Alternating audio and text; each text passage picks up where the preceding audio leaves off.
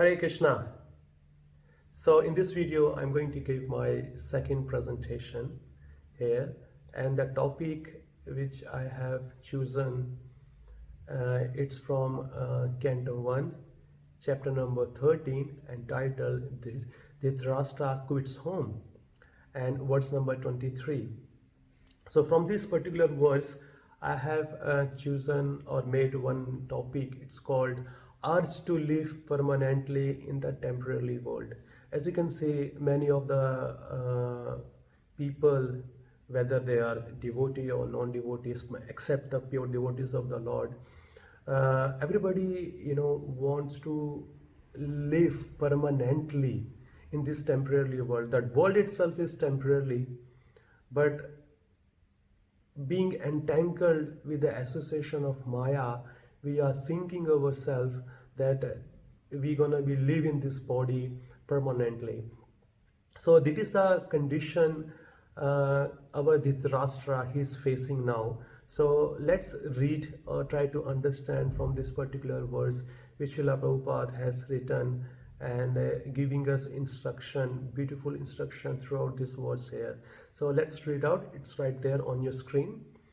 Aho mahiyasi chanto jivatasya yatha bhavan bhima paravarjitam pindam adhate graha palavad. So the translation goes like that. Alas, how powerful are the hopes of a living being to continue his life. Verily, you are living just like a household dog and are eating remnants of food given by Bhima. So in this particular verse, Mahatma Vidura, he is speaking to his elder brother Dhritarashtra. So what has happened here? Let's go back to a little bit a brief background of this verse here. Mahatma Vidura, he was a saintly by nature, and he was incarnation of none other than Yamrajji, who is the king of the death. We can say that he's the king of the death. So Mahatma Vidura, he was by nature very saintly and a pure devotee of the Lord here. So what has been done? He's been insulted and kicked out by Duryodhana. So he took this as an opportunity to the blessings of Lord Shri Krishna, and he went to the pilgrimage. And when all the war happens, and Duryodhana and his other 99 brothers, or you can say the sons of Dhritarashtra, they all died. And here Dhritarashtra, he is living in the house of his nephews, his younger brother Pandu's son, and these are the sons where Dhritarashtra and his sons, they were trying to kill throughout the whole life. And you can see the precarious or the shameless situation of a Dhritarashtra, that his desire to live comfortably even in such an old age is so strong that he was living in his enemy's house. Because if you see the Pandavas, they were the pure devotees of the Lord. They were so pure that they never considered Dhritarashtra and his sons as their enemies. They were always in a very friendship mood. But Dhritarashtra, because being blind, not materially, even the spiritually, he could not see the reality, and he's been instructed by Mahatma Vidura so many times that please do not have the inimical illness or inimical behavior towards all the Pandavas. Please try to understand this. But Dhritarashtra was not living. So now when the war was over and the Pandavas, especially Maharaj Yudhishthira, was enthroned on the kingdom, and he was ruling all over the world as an emperor, and Mahatma Vidura, it is a duty of the saintly person. They become so compassionate, and when they go to the householders, not just to enjoy or take some comfort on their wealth, their only purpose is just to enliven the householder people over there. So in the same situation, Mahatma Vidura now has gone to Hastinapur, where he's going to give instruction to his elder brother or helping him out, that now you have enjoyed your life, or maybe major portion of your life very, very comfortably. Now please, time has come to leave this comfort zone and go to the forest along with your wife or by yourself and look for the self realization. Now right on the screen here I gave one topic or one headings which is called Dhritarashtra's illness, and that has been picked from the purport from the purport of the same verse. And this is not the illness of only of the Dhritarashtra. It is the illness of all the person who wants to live comfortably in the household life till the end of their last breath. So let's see one at a time what Srila Prabhupada is trying to make us understand. The first point, it says, the foolish man does not know that a particular term of bodily existence is awarded to him to undergo a term of imprisonment. And the human body is awarded after many, many births and deaths as a chance for self-realization to go back home, back to Godhead. So let's talk about on this particular topic here. From the Mahabharata, there is a beautiful verse where it says, Ahar nidra bhay maithunam cha samanya etat pashubhe naranam dharmo hi eko adhiko vishesho dharmena hina pashubhe samana. It means eating ahar, eating, nidra, sleeping, ahar, nidra, bhay, fear, maithun, like sex life. All these are really common in human being and an animal species or any other species. So what is the difference between if a man also does the same thing, or a human being also does the same thing, and an animal also does the same? So what is the difference? The difference is dharmo hi eko.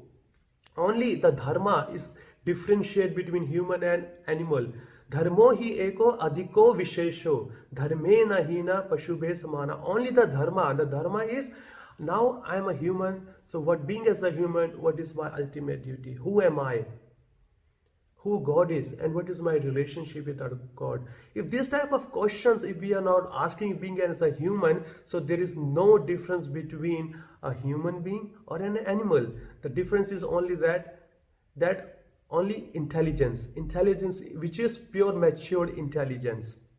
Here, animals, they are on four-legged and we are on two-legged. But if the activities of two-legged being and a four-legged animal, if it's the same, so he is none other than an animal. He will consider as an animal. So it's the same thing Srila Prabhupada is making us understand, that being as a human, we are not meant to live comfortably. Even though if our karma is there, it's allowing us to live comfortably, yes, we should live comfortably. But our main purpose, our main duty is to progress spiritually, where we got this human birth, that should not be forgotten. But in the case of Dhritarashtra or many other human being like Dhritarashtra, those who wants to live comfortably at the end of their life, that is the really hardcore instruction for all of us over here, that everybody has to go through in this here many births. It takes many births. Vasudeva sarvan iti sa mahatma sudalava bahu janmanamante jnanavan mam prapadayante Vasudeva sarvam iti sa mahatma sudalava. It takes many billions and billions of births, that of a human birth. It takes billions of human births just to come to that understanding that Lord Vasudeva is everything. Vasudeva sarvamiti sa mahatma sudalava. And that rare soul is very rare. That such a soul is very rare in this world, who understand that Lord Vasudeva is everything here. So now, being as a devotee, all of us got this opportunity, so we should have to take this great opportunity to enhance ourselves by taking the shelter of the pure devotees, teaching of Srila Prabhupada and Srimad Bhagavatam, which has been easily accessible by him himself. So the next point we will go through, it says, Dhritarashtra tried to make plans to live there in a comfortable position with profit and interest, for they do not see things as they are. Dhritarashtra is blind and continues to hope to live comfortably in the midst of all kinds of reverses of life. Can you see how the precarious situation or the shameless situation of Dhritarashtra here? That throughout the whole life he was trying to kill the son of his Pandu because he was so attached to become the king. Actually, he was the first person who meant to be on the throne, but he was physically handicapped, he was blind. So in that situation, a king, if the king is blind, he should not rule the world. So in that scenario, his younger brother Pandu became the king, but his desire to enjoy the kingly prestige, the name and fame, it was still there. So in his mind, he thought, look, I was blind, that was my misfortune since my childhood. So I could not enjoy, but at least my sons can enjoy. So he was helping, and Duryodhana, he was by birth, very cruel. Even when he took the birth, all the Brahmanas, they told his father and mother, please kill this child immediately. Otherwise, when he will grow up, he will become the cause of the destruction of the whole Kuru dynasty. But out of affection to his son, especially the first two sons, Duryodhana and Dushasana, he was so attached. So whatever they say, this Dhritarashtra, he was approving them.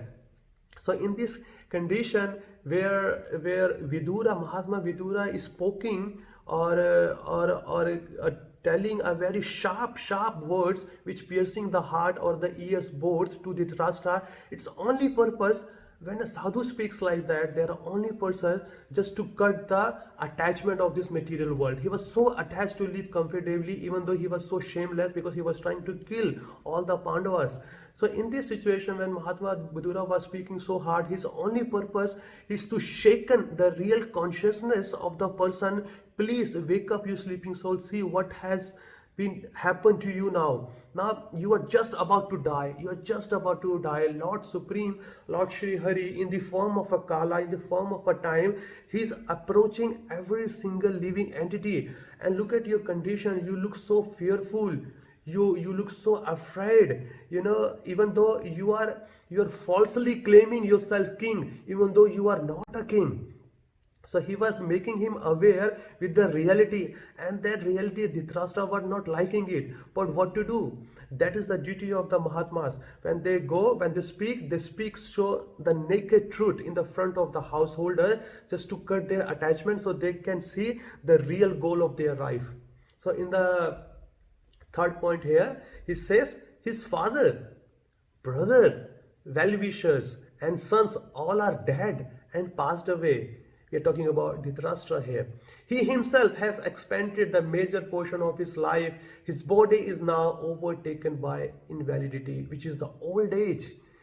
And he is living in the home of another. Can you see the conditioning of a Dhritarashtra? Especially he was trying to kill Bhima. He was thinking Actually, Bhima killed all the 100 sons of Dhritarashtra because he took the vow when his dear wife Draupadi was being insulted in the arena front of millions of men. So he took the vow that he will kill all the 100 sons of Dhritarashtra.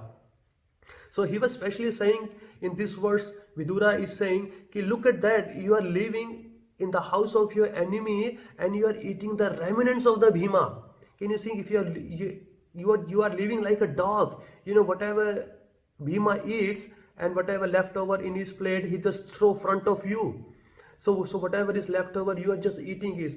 If you see from just a moral perspective, if anybody comes like that and he tells all of us that we are also living how hard for, even though it is a reality, but still it is so hard for all of us to digest all those harsh words. But Vidura was also not liking this while telling all these words to his elder brother. But what to do? He was a self-realized soul. He has no other option. Throughout his life, he was trying to help Dhritarashtra, but he was not at all listening to him. He was not taking Vidura very seriously. But now a sadhu has to speak sometimes very, very harsh word only for the welfare of the others. So now the next point, it has been said, the next slide, it says the duty of a sadhu here. A sadhu should not flatter kings or rich men to live comfortably at their cost. A sadhu is to speak to the householder about the naked truth of life so that they may come to their senses about their precarious life in material existence. See what a beautiful instruction Srila Prabhupada is saying. If you are a preacher and if you are acting as a sadhu and if you are going to someone's home who are especially very rich, so you have to not do any kind of, what do we use the word? You should not speak very softly so it will not hurt them. You have to speak the naked truth. It does hurt because truth is always bitter. It does hurt, but it will only benefit the householder. It will help them to cut the attachment. If they are attached to their husband, they are attached to their wife, attached to their family, wealth, or whatever the existence is there of this material world, the form of Maya which are entangling us into this material world. If that is there, that is the duty of the sadhu. Only for that purpose, only the pure devotees of the Lord, they go to that purpose, only just to liberate the conditioned soul, like Dhritarashtra here. So the second point, it says, a sadhu like Vidura is meant to awaken such blind persons and thus help them go back to Godhead, where life is eternal. Once going there, no one wants to come back to this material world of misery. So we can just imagine how responsible a task is entrusted to a sadhu like Mahatma Vidura. It is a very, very great responsibility on the shoulders of every single Mahatma or the follower of Srimad Bhagavatam, just to help others, those who are being so deeply living in the well of material life that they don't know how to come out of that well. It is a duty of all the sadhus. Please go to those places, to go to those peoples where you can help them. Tell them about the reality, the purpose of the human being, the existence of their being taking as a human birth.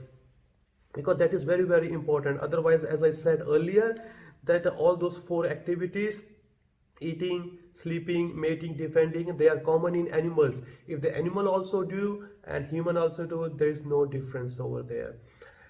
Next point, there is no need to live a degraded life and subsist on the charity of those whom you tried to kill by erosion and poison, who you also insulted one of their wives and usurped their kingdom and wealth.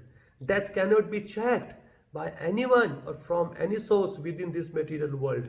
As we can see, Dhritarashtra, he was rightly in his very old age. He was just about any time he can live. So Mahatma Vidura is making him aware that death can come anytime. Do not think like that you are going to live another 100 years or 200 years. Now you are already invalid. It is old age actually is the last call.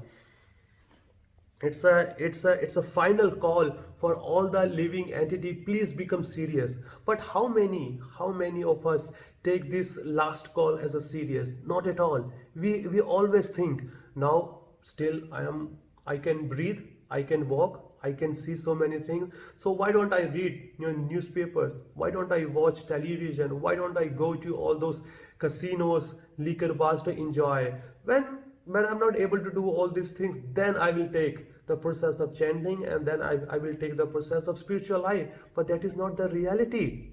That is not the reality. Prahlad Maharaj said, at the age of 5, very early age, as soon as you get the consciousness, you get the chance, we have to take up the process from there, because we don't know when the death will come at the front of our door and ask us to leave this body, this human birth. As you can see, not everyone is as lucky as Maharaj Parikshit, because Maharaj Parikshit got the time of 7 days.